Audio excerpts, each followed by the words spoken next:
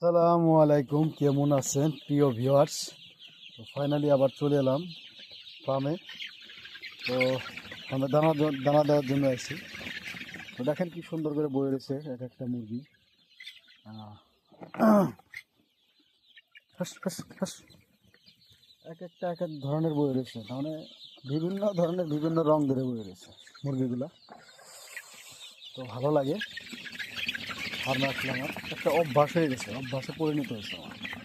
এই দেখেন কি সুন্দর করে বয়ে রয়েছে। Everything here. না না না না না না, অসাধারণ।